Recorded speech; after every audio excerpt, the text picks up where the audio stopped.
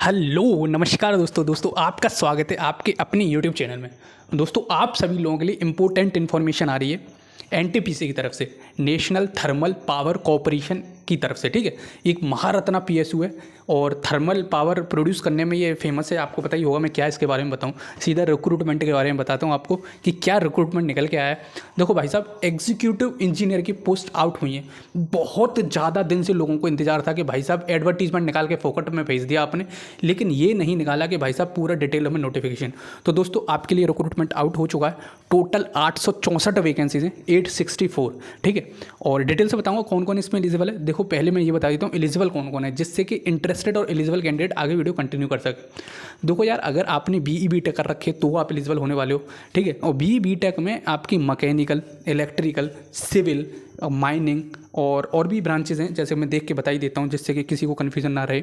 Electrical, mechanical, electronics and instrumentation, civil engineering, mining. ठीक है, सबसे ज़्यादा वैकेंसीज मैकेनिकल में होंगी और इनकी सब्सिडरी ब्रांचेज जो भी हैं वो भी सब एलिजिबल होने वाली हैं। ठीक है, इंटर रिलेटेड ब्रांच।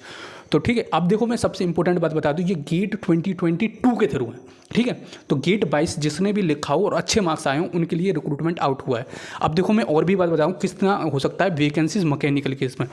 देखो यार, मैं इसीलिए बोल रहा हूँ ये मोटिवेशन हो सकता है, it is a kind of motivation for GATE 2023 aspirant. देखो यार, वैकेंसीज बहुत आती हैं। अभी मैं आपको देखो अभी बताऊँ, ओएनजीसी में अकेली 250 मैकेनिकल की, आईयूसीएल में 250 मैकेनिकल की, तो वैकेंसीज बहुत आने वाली हैं। अगर आपकी अंडर 1000 रैंक भी आ गई या फिर अंडर 1500 रैंक भी आ गई तो आपका सिलेक्शन पक्का है।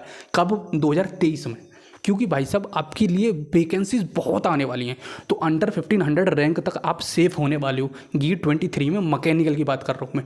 अगर आप इलेक्ट्रिकल की बात करोगे तो अंडर 500 की बात कर सकते हो। और भी ब्रांचेस, क्योंकि देखो मैकेनिकल में गेट में सबसे ज़्यादा वैकेंसीज मैकेनिकल के लिए आती हैं गेट के थ्रू, और ब्रांचेस के लिए इतनी नहीं आती हैं एज़ कम्पेयर टू मैकेनिकल। तो मैकेनिकल अगर आप है आपके पास तो भाई साहब गेट के लिए अंधा तैयारी करो। अभी 4 से 5 महीने हैं आपके पास। चलो मैं इस पर्टिकुलर रिक्रूटमेंट की बात कर लेता हूँ। देखो यार, सैलरी बहुत बेहतरीन मिलने वाली है। ग्रेजुएट इंजीनियर होने वाला है क्योंकि एनटीपीसी में, और बाई गेट होने वाला है। तो 40,000 से लेके 1,40,000 ये बेसिक ग्रेड पे है। तो सैलरी तो बहुत बेहतरीन है। और 864 वैकेंसीज हैं। आई गारंटेड यू 450 के आसपास इसमें मैकेनिकल की होंगी, सिर्फ मैकेनिकल की 450। समझ रहे हो? तो ये हो सकता है। और देखो मैं जैसे आरटीआई वगैरह होगी आगे तो मैं डाल दूंगा। अभी कुछ दिन बाद में डिटेल में ये अपना एडवर्टीजमेंट जारी कर देंगे जिसमें आपको बता देंगे कि पर्टिकुलर ब्रांचेस की कितनी वैकेंसीज हैं। ठीक है, और लास्ट टाइम जो सिलेक्शन हुआ था गेट 2021 में, वो भी मैं आपको कुछ डेटा दे देता हूँ जिससे कि आप अप्लाई करने से पहले ये सोच लो। देखो जो गेट 2021 था, मैं यहाँ लिख देता हूँ, उसके थ्रू उसमें मैकेनिकल में आपकी 260 के आसपास कुछ वैकेंसीज थी, 200 के आसपास कुछ वैकेंसीज थी। टोटल वैकेंसीज आपकी थी, ठीक है, 268 टोटल वैकेंसीज, जिसमें 100 वैकेंसीज मैकेनिकल की थी। हाँ याद आया मेरे को। देखो ये थी टोटल वैकेंसीज। लास्ट टाइम जो आया था आपका रिक्रूटमेंट, 268 टोटल वैकेंसीज थी, जिसमें 103 के आसपास आपकी मैकेनिकल थी। कुछ ऐसा ही डेटा था। ठीक है, एग्जैक्टली मुझे ध्यान नहीं है। और उसमें आपकी जो मैकेनिकल की कट ऑफ गई थी, जो रैंक पूछ रखा था उसमें जो गया था, वो शायद जहाँ तक मुझे लगता है वो वैकेंसीज आपकी 250 के आसपास आपकी रैंक तक इन्होंने खोल किया था फॉर द इंटरव्यू पर्पस। ठीक है, तो ये डेटा है कुछ, मैं एग्जैक्टली अभी नहीं बोल सकता। सारा डेटा मैं टेलीग्राम पे प्रोवाइड कर दूंगा। ये सारी ब्रांचेज है। एज की बात कर लेता हूँ तो देखो यार, एज आपकी 27 साल होनी चाहिए जनरल और ईडब्ल्यूएस वाले कैंडिडेट के लिए। ओबीसी SC ST को 3 साल का और 5 साल का रिलैक्सेशन देखने को मिल जाएगा। और सिलेक्शन प्रोसीजर गेट के बेसिस पे और आपका इंटरव्यू के बेसिस पे होता है। ठीक है, और कुछ नहीं होता है इसमें, गेट होता है और उसके बाद में इंटरव्यू कंडक्ट कराया जाता है। डिटेल में नोटिफिकेशन ही कुछ दिन में आपका जारी कर देंगे, तो मैं आपको प्रोवाइड कर दूंगा।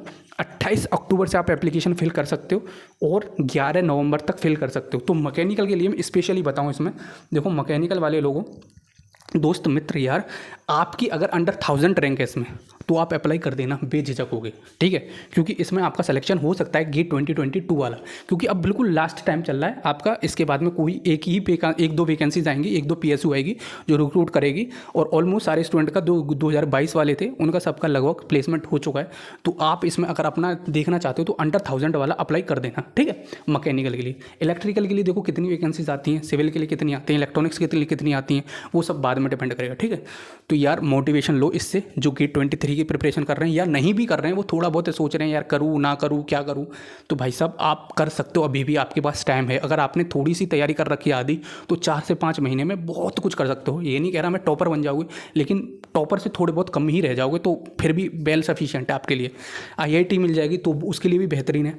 तो देखो मैं इतना ही आपको ज्ञान दे सकता हूँ जो मैंने दे दिया, जितना मेरा पॉसिबल है मैं उतना मोटिवेट करने की कोशिश कर रहा हूँ। और सिर्फ मोटिवेट ऐसा नहीं है कि अंधे में मोटिवेशन कर दिया, जिससे कि आपका हेल्प हो, ठीक है। तो जो मैं देख रहा हूँ वो आपको मैं बता रहा हूँ, ठीक है। आई थिंक आपको समझ में आ गया। और PSU की और UPPSC का मोस्ट इंपॉर्टेंटली वैकेंसीज आने वाली हैं, वो मैं आपको सब बताता रहूँगा, ठीक है। आई थिंक आपको समझ में आ गया।